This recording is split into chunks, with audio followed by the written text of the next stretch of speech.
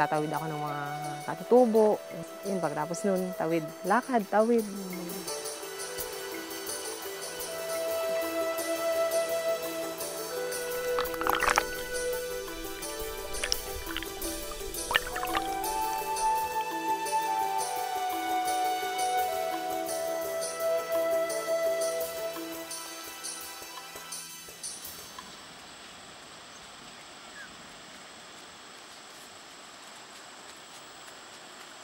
Apat na bundok yung dadaanan mo bago ka makarating dun sa area na pinagtutulugan. Ang ilog naman, 5 ilog yung tatawirin mo bago ka makarating.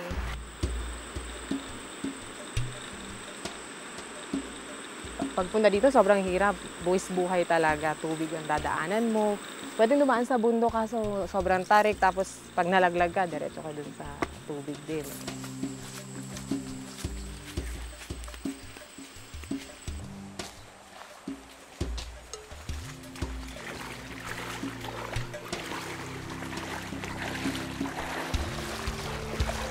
Sa para naman ng pagtatawid, papunta dito, sasakay kami sa timbulan. Timbulan yung tawag namin dito. Yung salbabida ba?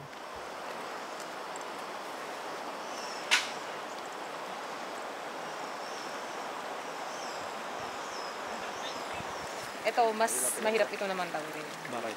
Kasi malalaki yung mga bato dito.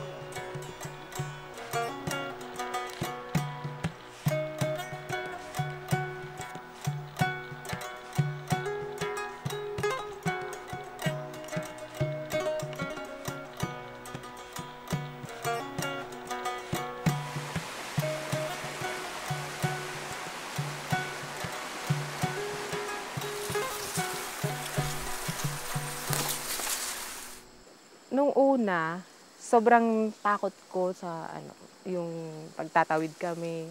Sinusundo kasi ako ng mga katutubo rin dito. Sobrang nakakatakot yung tatawid. Nung una pa lang, nung una yun. Pero nung katagalan, wala. Hindi na. Sanay na rin ako. Yung unang-una, sobrang lakas ng tubig. Ay, talagang ayokong sumakay ng timbulan. Sabi ko, ay, ayoko nang umuwi.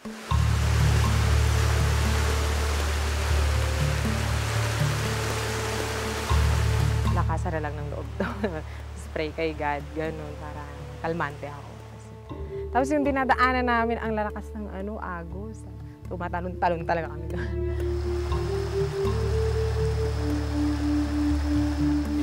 Inahatid po doon sa amin, doon sa Brogante. Katapos ibababa na ulit dito. Sa isang linggo, ilang beses nyo ginagawa yun? 2. Minsan malaki ang tubig, malalim. Ay, yung mga sumusundo sa akin, sobrang pakiramdam ko, nararamdaman ko, nahihirapan din sila. Kasi yung pagpunta nila doon, siyempre, yung tubig, malalim. Tapos, pag umalis sila dito, susunduin ako sa bahay namin. Hindi pa sila kumain. Hindi gutom na gutom sila pagpunta doon. Sakripisyo talaga sila sa pagsusundo sa akin.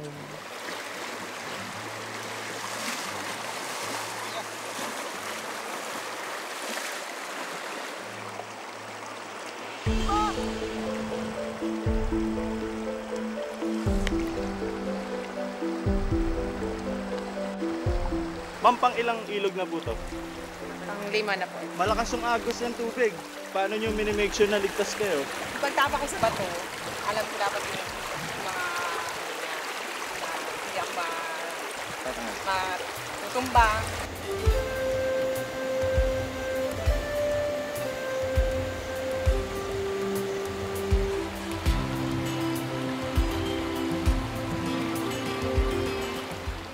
Iniisip ko yung mga estudyante ko doon, kailangan din nilang matuto.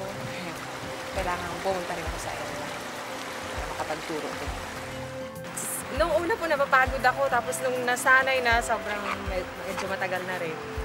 Hindi na po napapagod, sanay na yung katawan ko sa lakad. Ilang oras niyang kinukuha yun? Pag mabilis po yung lakad ko, mga 1 oras at kalahati. Tapos pag mabagal, sobrang hirap yung dalawa.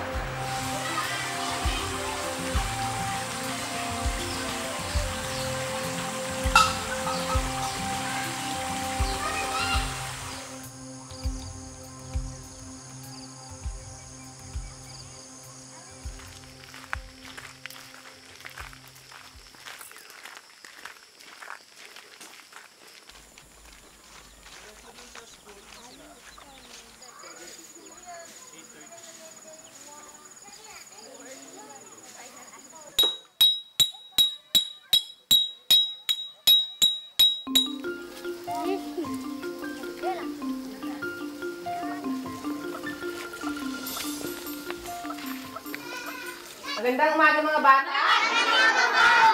Gusto niyo ba ang kumanta? Opo! Sige, kantahin natin ngayon ng may 10 palaka. Okay, 1, 2, 3, ready, sing! May 10 palaka, paikot-ikot pa, ang sabi ng nanay, umaw na kayo, ang sagot ko, opo, aaw na ako. Yung mga bata, sobrang na-touch ako sa kanila pag kahit wala silang mga kinakain, parang gustong-gusto nilang matuto, kaya napamahal na ako sa kanila, sa pagtuturo, ganun. Manalo Elsa! Manalo Ison! Tapos natutuwa ako na may natututo sa kanila. Ang gusto nila, may magturo pa rin sa kanila kahit ganito kalayo yung pupuntahan. Pag gusto kong, parang naisip ko, umalis na nga lang ako. Kasi sobrang hirap. Naawa naman ako sa kanila. Ay, kawawa naman yung mga bata. Walang magtuturo doon. Wala pa kasing pumupunta dito.